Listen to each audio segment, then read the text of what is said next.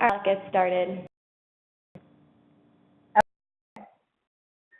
Give me just one sec.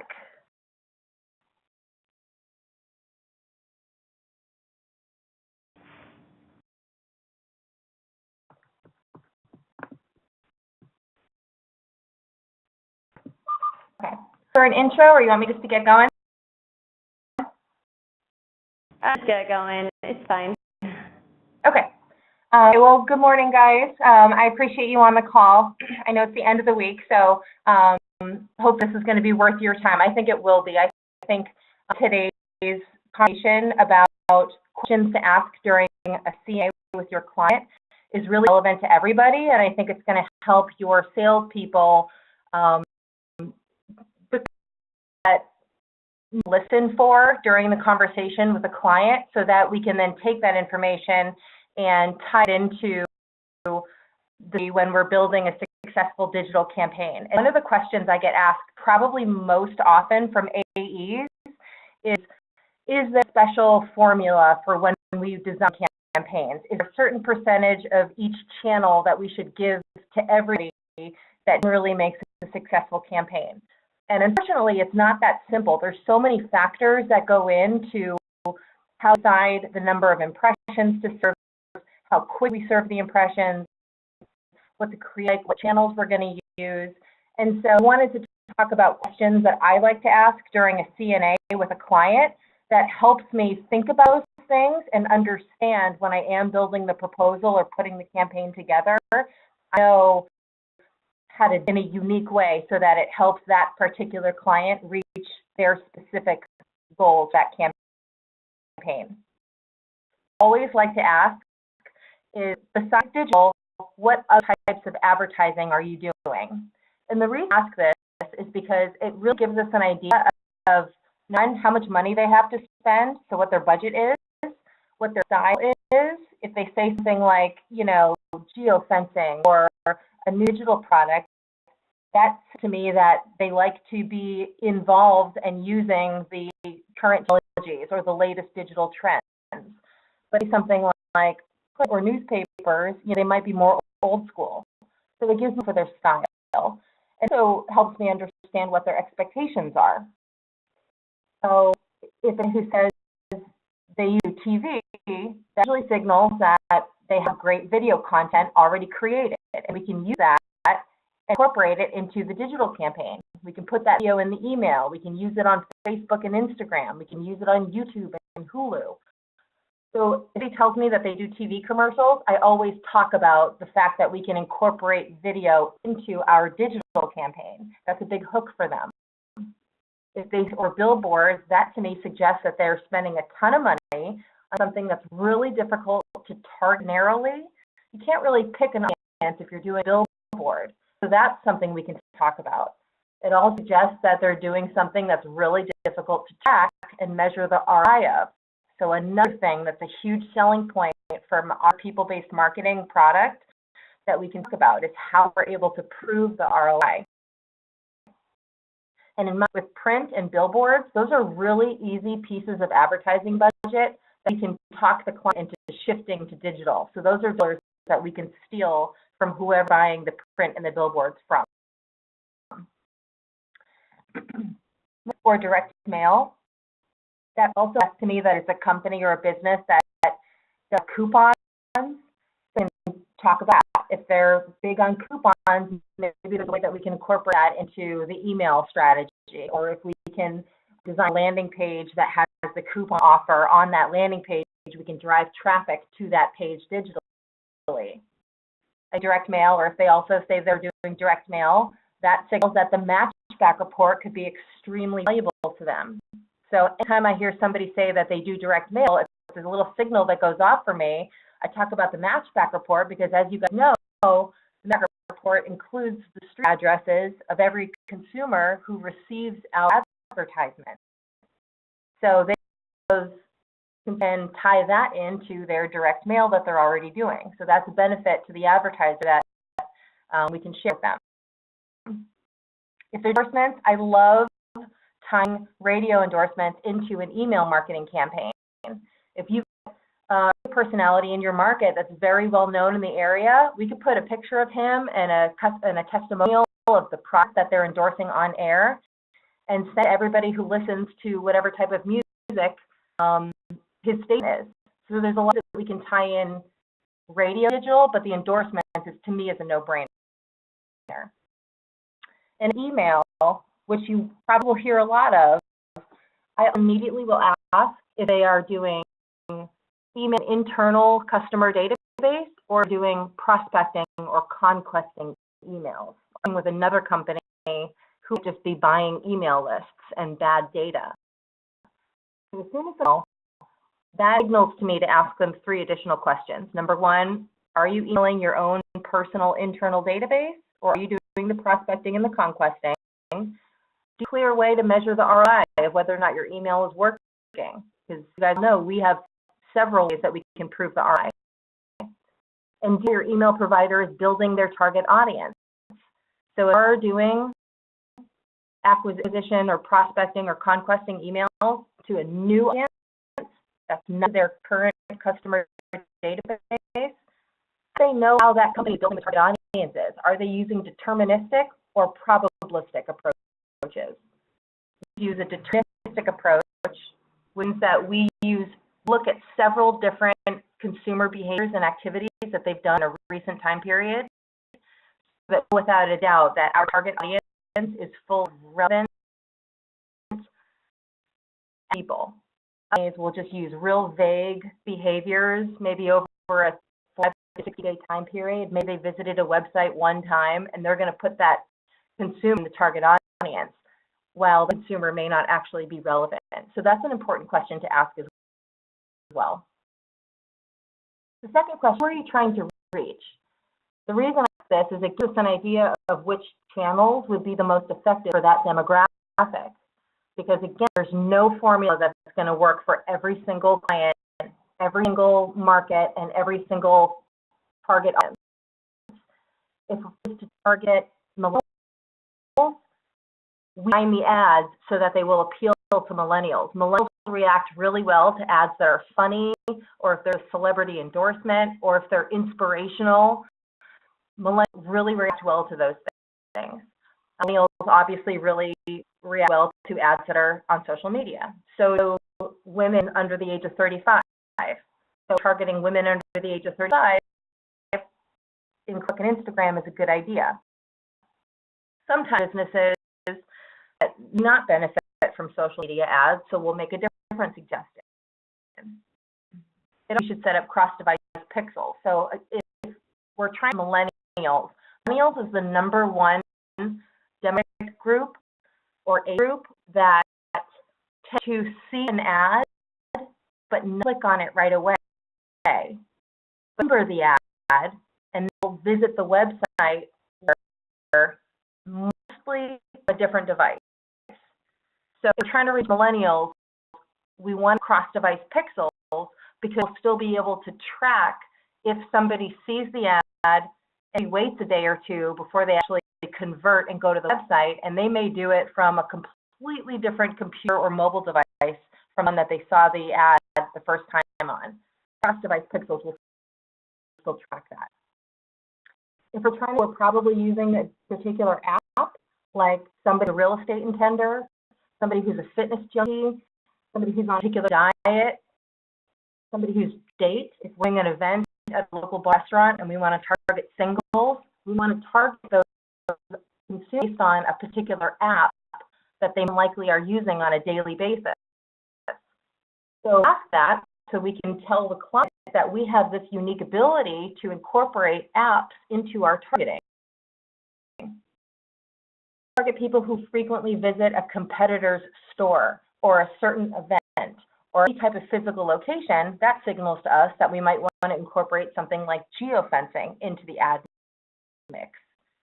It's really important, and it's also important to share this information with us.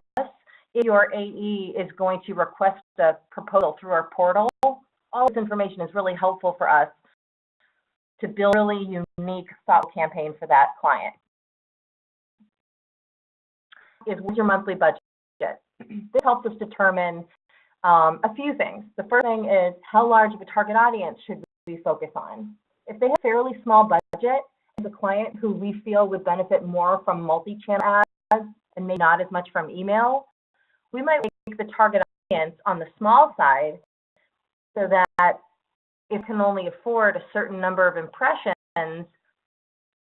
that impressions will still mean a fairly high frequency because they're only going to be served to a certain group of people. But if you have a really large budget, that means we can take advantage of reaching a bigger audience and more ad impressions. The large group of people will still get a high frequency. What type of expectations to set with a client? If your client has a real small budget, we can still make it work and build a campaign that's going to be effective, but digital works best when it's long-term and when you have high frequency. So we certainly will be setting different expectations for that client if they small budget versus a large budget. With foot traffic attribution. So if, as you know now, with foot attribution, we're generating those reports after at least 300,000 multi-channel impressions have been delivered. So if a client cannot afford 300,000 impressions, we know not to sell them on the foot traffic attribution. So this question, what are your advertisements typically focusing on or promoting? This is a great question, and I'm shocked at how few AEs actually ask this question.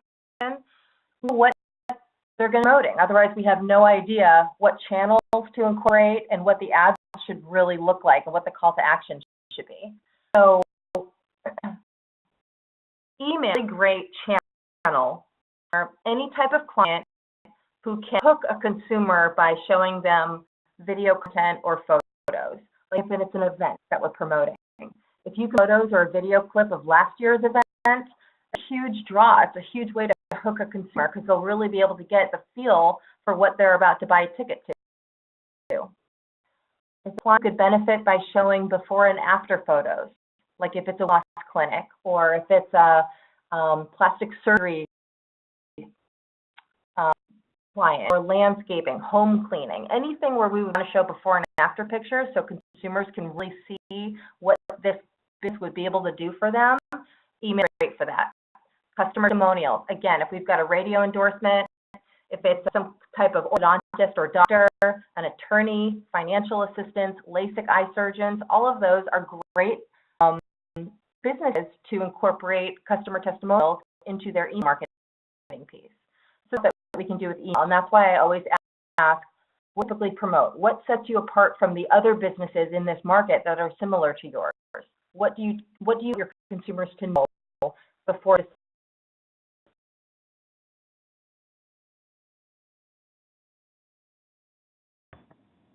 Karen cut out.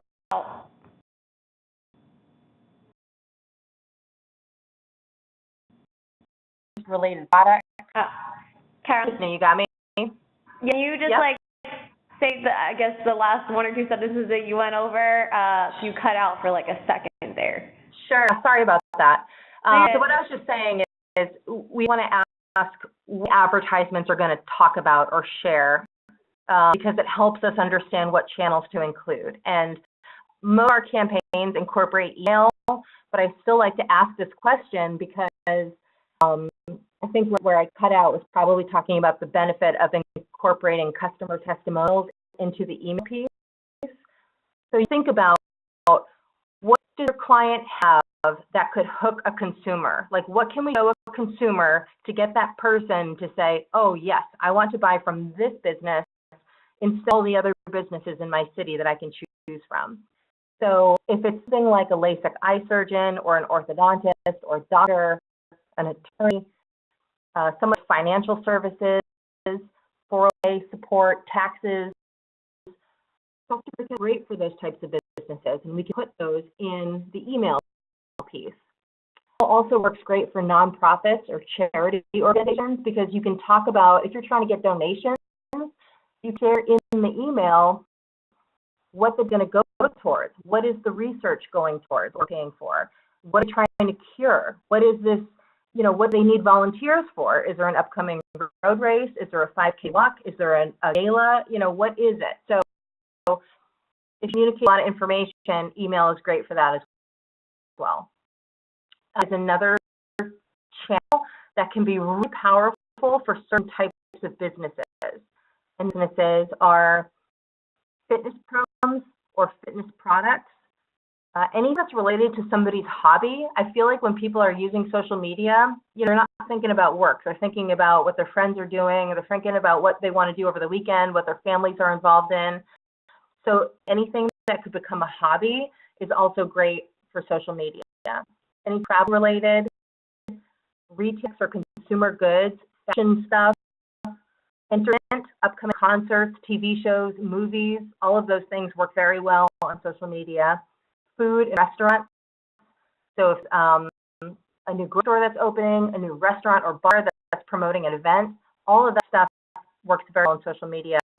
And whether or not financial is one of the top categories for social media. So if there's a new bank or credit union opening in your market, Visa and MasterCard, they do a ton of things on social media. So anything finance related is another thing to keep this in force.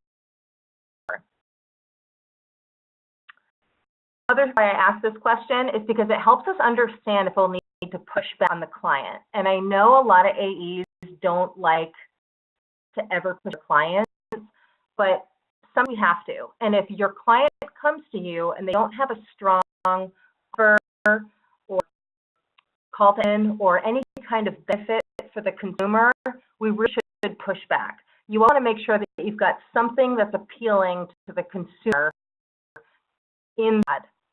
So try to have something that's, if it's going to be a coupon or an offer or a discount, make sure that it's actually something worth redeeming. A free presentation or 5% off is not effective. Sense of urgency. If we're selling tickets, say something in the ad like guess where they're gone. Tickets are selling out quickly. Availability, something like that. Try to create a sense of urgency. And if offer a discount or something like that, we could still do something that's beneficial to the consumer. An enter to win contest so that the client only has to give away one prize, but they'll still people into engaging.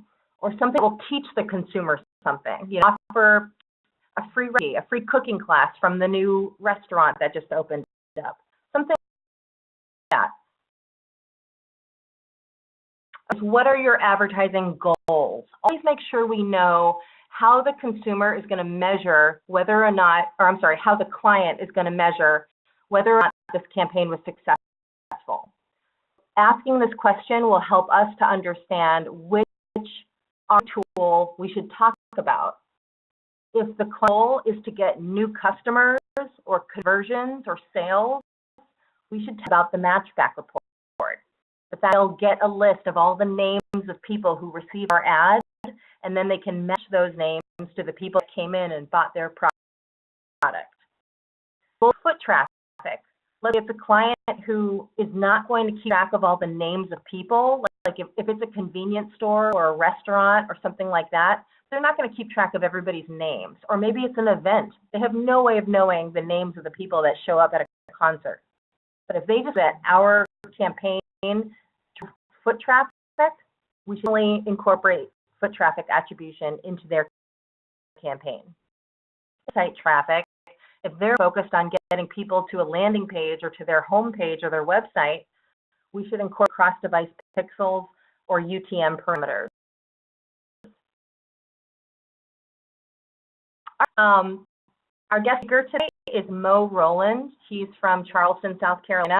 Does an awesome job with his team. Charleston is actually one of the markets where we feel like there's not a huge market, but they're having so much success right now with digital and with people-based marketing. And I think all to the leadership in that market. Mo and Sherry both do a great job keeping them focused. So, Mo, we love it if you share some of your recent success stories. Thank you, Tiffany, and thanks, Carolyn. You do a great job, by the way. We really appreciate it and learn a lot every time that we get a chance to listen to you. I had several things that we had done here, I don't want to take up too much time, that I felt like were successful, and a couple of places where we encountered some issues. The thing that we had done that when we initially got out there and were through the CNAs and finding the hot buttons for clients, we thought geofencing was huge, that everyone seems to hate their competition.